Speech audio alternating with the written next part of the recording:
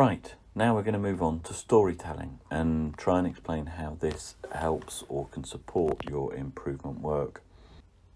This isn't a new subject. Stories have been used to hand down learning and knowledge for thousands of years, and a good story engages our curiosity, our emotions and our imagination. And that's drawing from the Health Foundation work that we'll speak about in a minute. So stories are important. They are a part of our everyday life. In this presentation, I'm going to introduce you to storytelling in the context of healthcare. And as it says, stories are the way we understand and make sense of the world we find ourselves in. And I'm going to address this from the perspective of you as a storyteller, as a clinician in healthcare, but also for you as an improvement project lead. Before going into any more detail, I'd just like to share this link. It's developed by the Empathy Museum and the Health Foundation. This was originally set up as a real exhibition where individuals could, members of the public could walk into the exhibition and choose a pair of shoes which they would put on, and whilst walking around they would listen to the story of the owner of those shoes. And that person could be a member of staff in healthcare, a clinician, a member of the public, a carer. Each story really set an understanding of what life was like for each of those individuals and provided a really different perspective on how healthcare works and how healthcare affects individuals. It just might be of interest. It was a fascinating project from the Health Foundation.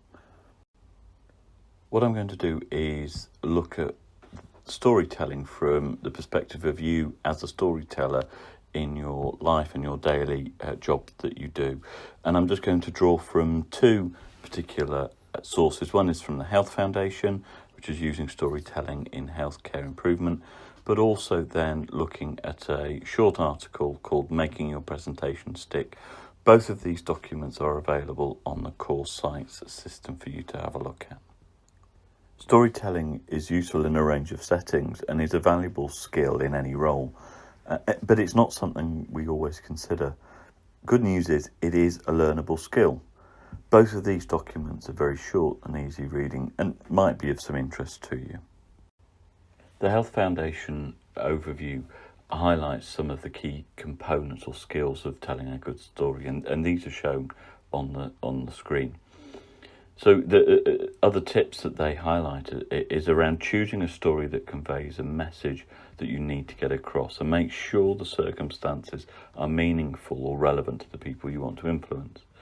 And again, it's around picking out, as it says, pick out one example, tell the story of that one experience rather than talking in general terms.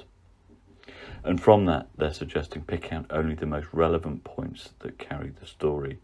Good storytelling depends on your ability to leave out any unnecessary detail. And that, I think, is interesting. It's what you choose to edit into the story is as important as what you leave out. Also, include a good opening that grabs the attention and have a strong ending. If you find the outcome of a story engaging, it's more likely others will too. The use of descriptive details is really important. It's about making the story come to life and helping individuals visualise and empathise with the message that you want to get across. The Health Foundation highlight that stories can be told across a range of channels, so you can use it in your own presentations and speeches, often very powerful way if you include a good story that engages. But you can also include it in written format as an article or a newsletter, or even a blog maybe, or on your website. And of course, as ever, the photograph, the picture will tell 1,000 words and bring that story to life. Again, short films and videos don't have to be professionally recorded. We can do most things now with our phones. But you can also tell your story through an online audio slideshow, which is often a lot cheaper and quicker to produce. The stories should be engaging, so talk to and with the people that you work with to share those stories. You'll find that they will also and often retell and tell those stories and carry on the message that you want to be taken. In summary, the Health Foundation highlight that to tell a good story, you should have that clear central message. use pictures or use descriptive language to really highlight the story you want to tell. Engage with emotions and drive people's curiosity to want to know more. And the first point was to involve only a few people. Let's make this real and grounded to one person. Let's not talk in general terms. People find it better and easier to engage when they're talking about a single thing, a single person, or a single issue. Moving on to the Making Your Presentation Stick document. I found this interesting because it does challenge the way we've often been taught or expect presentations to be delivered, which is to follow the fairly standard logic of tell them what you're going to tell them, and then tell them what you've told them. That's what's often used as a way to structure presentations. That repetition of the message being the main intervention to try and engage with the person listening to your presentation. This book challenges us in that approach and asks us to think, and it follows a very similar approach to that of the Health Foundation. So they argue, rather than starting with data, which is what we tend to do, they argue and draw from Michael Moore's film that you cut straight to the point. Don't have a conceptual discussion about, in his case, the American healthcare system and the data that no doubt will support the challenges of X hundreds of thousand people without access to the appropriate care. He cuts straight to the argument and gives the example of the carpenter who cuts off 2 fingers and has to choose which finger to reattach since he can't afford to do both. And that, I think, really highlights the power of starting with that impact. You can always fill the additional information to support that case, but you've got the attention of the audience. This approach to delivering presentations obviously doesn't work in every scenario, but I really liked the way it challenged often the traditional way of us thinking and presenting, and getting us to think about what do we like to listen to, how do we engage and consume information that's provided to us, and it just illustrates the potential power and value of storytelling. So far I've just introduced you to storytelling and 2 particular books or texts that might help to provide you some insight. And so for me, storytelling, as we've said, is a way of understanding the way people interpret or make sense of the world around them. And in the context of the conversations and improvement projects you've been talking about, something that underpins them is about understanding what and how the patient, the person, processes information around their appointment, be that through failure to attend or understanding the importance of a particular intervention or their own compliance with the instructions given. So all of that is around how we engage and communicate with the individual. So those 2 texts I'm hoping will help you. Where we're going to move on to now is look more specifically at storytelling in healthcare settings. And I'm going to draw from 4 different sources. And in order, we start more theoretically with storytelling improvement in social care, which does have relevance to health as well. We then move on to the Wales's 1,000 Lives programme, back to a more detailed toolkit from the Health Foundation, and then ending with a very detailed approach called NHS Discovery Interviews, developed by NHS Improvement during the early 2000s. This document was developed in Scotland in 2013 and is talking around storytelling in the specific context of social care, but the learning and reflections are entirely valid and appropriate within a health setting as well. In this document, they talk about storytelling as an individual account of an event to create a memorable picture in the mind of the listener. And I find this this document a more rounded consideration of storytelling and, importantly, its effects. So in a way, this can set the context for storytelling as we move into more detail in the subsequent documents. And a consistent theme throughout all of the approaches to storytelling is recognising the value of storytelling, and that is that it delivers a richer understanding about the needs or the thoughts or the way an individual makes sense of any particular situation. What do I mean by fake news? Well, what I mean is that there's no fake news, but equally there is no truth.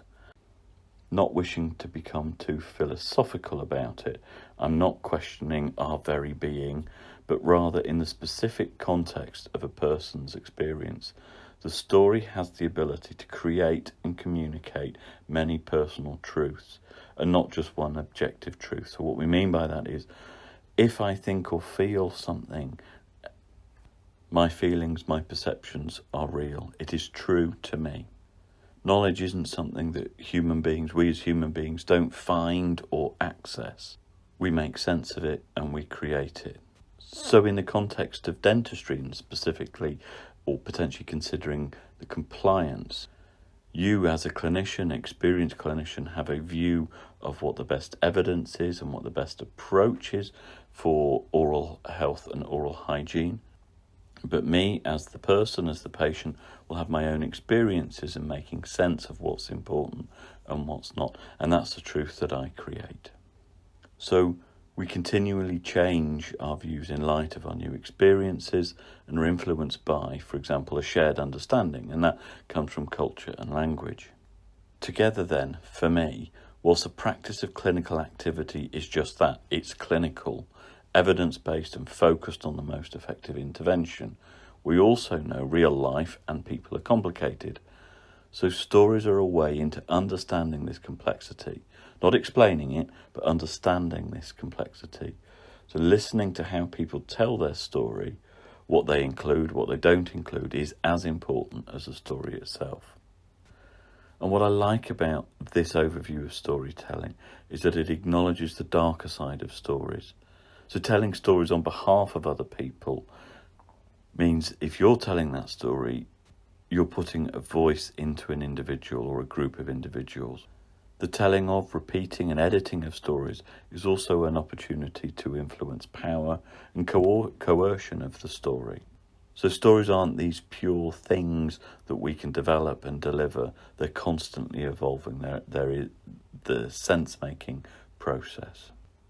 But recognising the powerful sense of that richer understanding that we can gain from storytelling and listening to stories, whilst also recognising the limitations or risks of it, there is a very clear path from understanding the story to making an improvement. And in this document, the Scottish Recovery Network and what's called the CME Scotland reveals how personal stories are used in the promotion of recovery and social inclusion by mental health users in Scotland. It involved individuals either recovered or in the process of recovery, sharing their own personal accounts of lived experiences. Storytelling influences change at an individual practice as well as at an organisational level. And I think of interest for what we're doing here, personal storytelling benefits. 1,000 Lives Improvement is the National Improvement Programme for Wales, and one element of the improvement programme relates to storytelling. It's one that focuses primarily on patient stories and the use of patient stories. And it really echoes many of the issues and themes that we've picked up already, which is that you can get a better understanding of individuals' experiences and perspectives on a specific issue or service. It does highlight that you can't generalise individual patient stories about the service user experience, although I might question that the very fact of sharing the stories often will mean those stories are used on behalf of a wider population. But it does highlight that each story is valid as it represents the individual's experience. And using stories alongside other data sources to gain powerful insight into what might be happening in the service or system, I think is really interesting. So storytelling isn't the answer to improvement, but it certainly can complement the way we approach improvement work. This slide, to my mind, it gives an example of recording or taking a patient's story detail, and it really highlights the complexity of our real lived world. And what I particularly find interesting and that this picture illustrates is in much of the quality improvement material that we've looked at in terms of improvement approaches, they tend to give weight or priority to the system, the process and the order of improvement work. In fact, this whole programme is about a structure following step after step after step. Whereas, as this 1,000 Lives example illustrates, and it's a patient's account of a stay in hospital following a stroke, the 1,000 Lives storytelling process encourages the individual to tell their story in their own words and on their own terms in terms of their experience of that health service. And you can see the various steps that the person has gone through and what each of those means to them.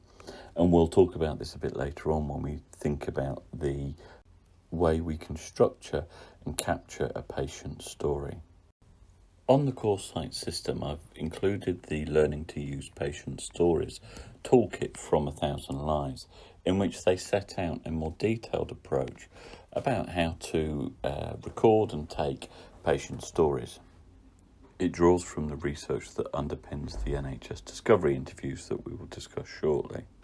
It sets out the stages for the collection and use of patient stories, which starts off from focusing on the aim of your project, gathering an MDT group around to identify those patients, make contact with them, get the appropriate consent and ethical agreement, and conduct the interview. And then it's the multi-professional team that then reviews the stories and identifies the themes and issues that arise from it. The image on the screen is one way to demonstrate the analysis of the stories that have been collected. And this particular one is the RCN, the Royal College of Nursing, mind map picture. From this mind map, you then start to develop your actions to implement and make the improvement or change based on your findings from that analysis. As a part of the 1,000 Lives toolkit for storytelling, it also identifies that there can be 4 or even 5 different ways of developing one story. And as it shows on the screen, you've got that could be taking the patient story and using it as an opportunity to learn. Another one could be around inspiring others to change or inspiring others to engage in the subject. Another one could be about education, so learning from issues. And then finally, the media. And the other and fifth one, which is more complex, is also using it as a basis for research.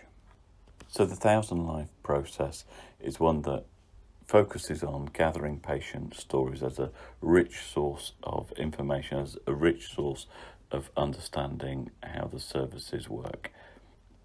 They use that and analyse that data using techniques such as mind mapping to understand where the themes are, and then consider how or what you want to take this information forward through what channel, it be that learning, inspiring education and so on.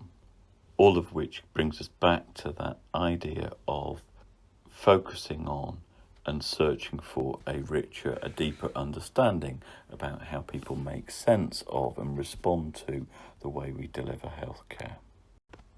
We're back with the Health Foundation, but this is their more detailed toolkit supporting communication and specifically storytelling.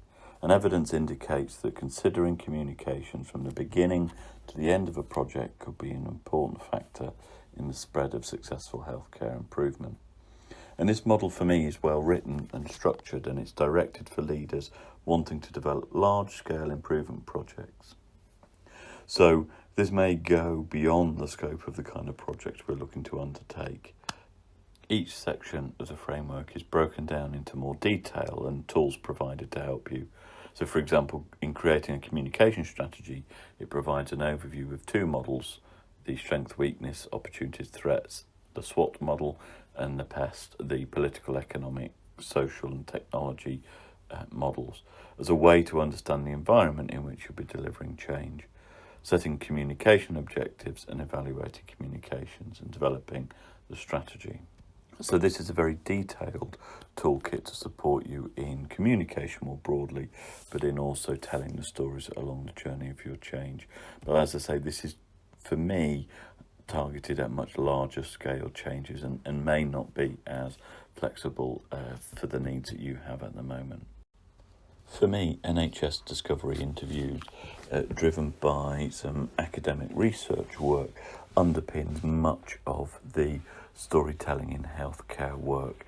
So this guide, which was published in 2009, also available on the site, sets out the detailed process and follows a very, very similar approach to the 1,000 Lives Wales programme.